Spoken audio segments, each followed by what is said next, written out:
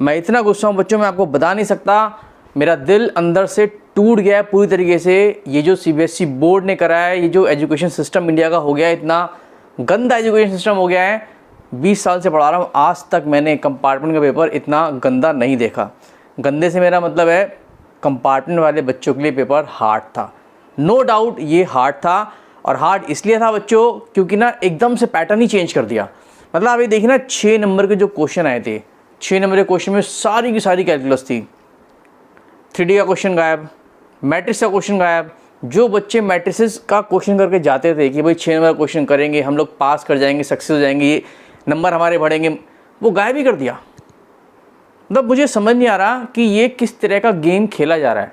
पहले बच्चे इसलिए परेशान थे कि पेपर कब होंगे कब नहीं होंगे, ठीक है। उसके बाद बच्चे परेशान थे रिजल्ट के लिए, उसके बाद बच्चे परेशान थे कंपार्टमेंट पेपर कब होंगे, ठीक है। कोरोना की वजह से वैसी टेंशन चल रही है, और ऊपर से इतना गंदा पेपर उठा के सीबीएसई बोर्ड ने डाल दिया कि फिर से टेंशन हो गई।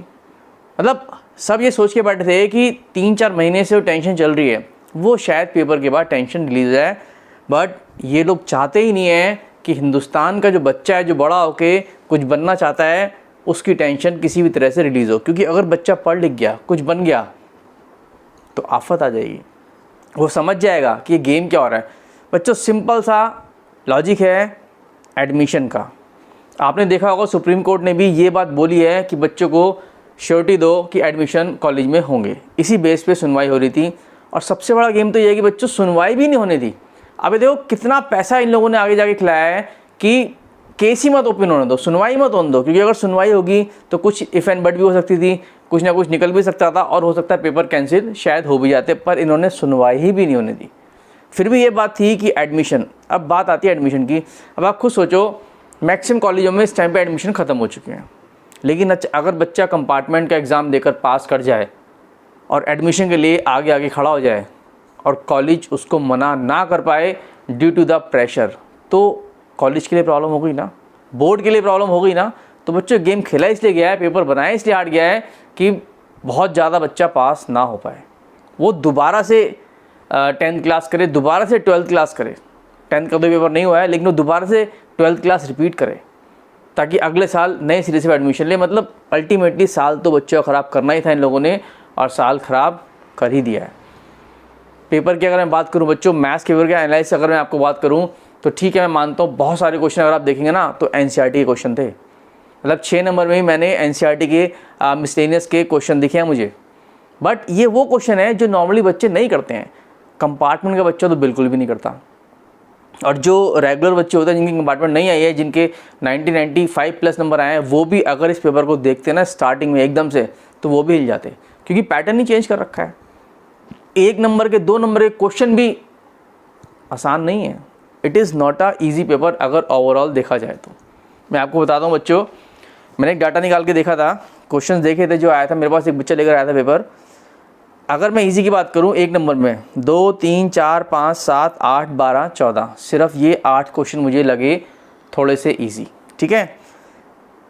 बाकी टफ की बात करूं तो क्वेश्चन 6, क्वेश्चन 15, 1-2 क्वेश्चन और हैं, बाकी सारे मीडियम लेवल के थे। यानी कि अगर देखा जाए तो 1 नंबर का भी ईजी नहीं था। क्यों नहीं था? क्योंकि 1 नंबर के ईजी क्वेश्चन तब माने जाते हैं जब कम से कम 15 क्वेश्चन ईजी आए और टफ एक आधा ही आए और बाकी मीडियम लेवल के आए। But this is not a easy paper. 2 number पे तो बच्चों मुझे कोई ईजी क्वेश्चन दिखाई नहीं, ऐसा क्वेश्चन दिखाई नहीं कि बच्चा फटाफट फॉर्मूला लगाए और कर दे और 2 नंबर उसके निकल आए। सारे के सारे मॉडरेट थे, मीडियम लेवल के थे, 1-2 उसमें से हार्ड भी थे। मतलब कंपार्टमेंट की अगर मैं बात करूं तो ये बात मैं बच्चों कंपार्टमेंट वाले बच्चों के लिए बात कर रहा हूं, मैं रेगुलर के लिए बात नहीं कर रहा। अगर कोई ऐसा बच्चा होता जिसके 90 नंबर आ रहे हैं, 90 प्लस नंबर आ रहे हैं, उसको शायद मॉडरेट वाले ईजी लगते, जो मैं मॉडरेट की बात कर रहा हूँ। मैं सिर्फ कंपार्टमेंट वालों को बता रहा हूँ कि ये क्या एनालिसिस है उसके लिए, ठीक है। अगर मैं बच्चों 4 नंबर की बात करूँ सेक्शन डी में, तो सेक्शन डी में तो 1-2 क्वेश्चन ही थे जो मुझे लगे 27-32 की बच्चा कर सकता है, बाकी मॉडरेट ही थे। लेकिन यह है कि हाँ 1-2 इसमें एनसीईआरटी लेवल के भी थे, कुछ क्वेश्चन ऐसे भी थे जो जाने पहचाने थे, बट कंपार्टमेंट वालों के लिए वो क्वेश्चन भी जाने पहचाने नहीं थे। Yes, it is a difficult paper. मतलब जितना उन्होंने पहले निकाला होगा मेन पेपर में, अगर उनके 22-23 नंबर आए होंगे और वो 7-8 नंबर से रह गए होंगे, कुछ इस तरह सा प्रोसीजर होगा, तो अब भी सेम चीज़ है। अब भी सेम चीज़ है, अगर बच्चे ने पढ़ के कर लिया होगा, लेकिन प्रॉब्लम ये पिछले 4 महीने से टेंशन इतनी चल रही थी, वो कहाँ से पढ़ा होगा, कहाँ से पढ़ा होगा। अगर आप ये सोच रहे हैं कि उसकी मैथ्स में कंपार्टमेंट थी 2.5-3 महीने से वो पढ़ रहा होगा, वो नहीं पढ़ रहा था। उसको कभी कोई यूट्यूबर कुछ बोल रहा था, कभी कोई यूट्यूबर कुछ बोल रहा था, वो यूट्यूब पे वीडियो देख रहा था, वो पढ़ नहीं रहा था। तो बच्चों अगर मैं बात करूँ आपसे 6 नंबर की, तो 6 नंबर में तो मुझे कोई भी क्वेश्चन ईजी नहीं लगा। हाँ, जो क्वेश्चन थे जिसमें चॉइस थी, किसी में चॉइस ईजी थी, किसी में एक क्वेश्चन मुश्किल था, एक क्वेश्चन ईजी था। तो दैट डिपेंड्स, अगर आपने वो क्वेश्चन कर दिए हो तो उम्मीद तो पूरी है बच्चों कि आप लोग सब पास हो जाएं। क्योंकि जब भी पेपर इस तरह का हार्ड आता है, 2015 में भी आया था मेन पेपर, तो उस टाइम पे ना चेकिंग ये लोग थोड़ी आसान करते हैं और वही मॉडरेशन मार्क्स वो भी मिलने की उम्मीद होती है। हो सकता है इसमें भी शायद आपको 5, 7, 10 नंबर शायद ये लोग थोड़ा सा मॉडरेट करते हैं। यानी कि अगर आपके 20-22 नंबर आ रहे हो, 25 नंबर आ रहे हो, तो इट में पॉसिबल वो उसको 33 करके आपको पास कर दें।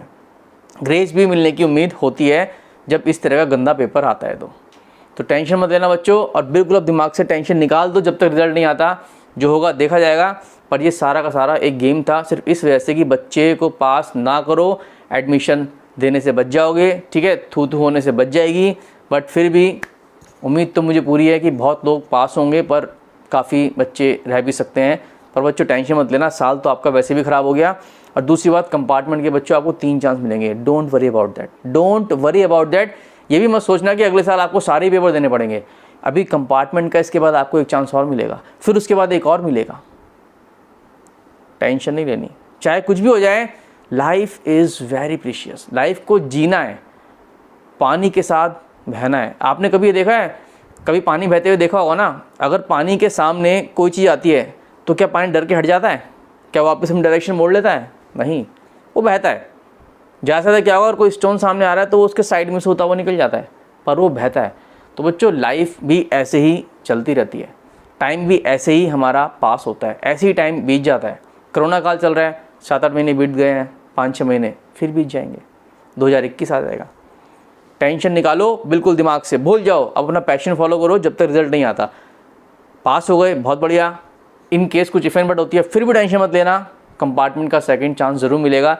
लेकिन जो बच्चे सोच के बैठे हैं कि नंबर कम आएंगे, क्योंकि सबको पता होता है कि वो कितना करके आया है। अगर आपको ज़रा सा भी लग रहा है ना कि भैया आपका 20 नंबर का भी अटैम्प्ट नहीं हुआ या उससे भी कम आप करके आए हैं, पढ़ाई शुरू कर दो सेकंड चांस के लिए। अभी से पढ़ाई शुरू कर दो बिना टेंशन लिए, बिल्कुल वरी मत करना बच्चों। साल तो आपका ख़राब हो ही चुका है, क्योंकि अब अगर आपका कंपार्टमेंट क्लियर होता भी है तो एडमिशन के लिए 4 महीने 5 महीने के लिए कौन सा कॉलेज लेगा, कौन सा कॉलेज नहीं लेगा, ये देखना पड़ेगा सेशन कब से स्टार्ट होगा, ठीक है।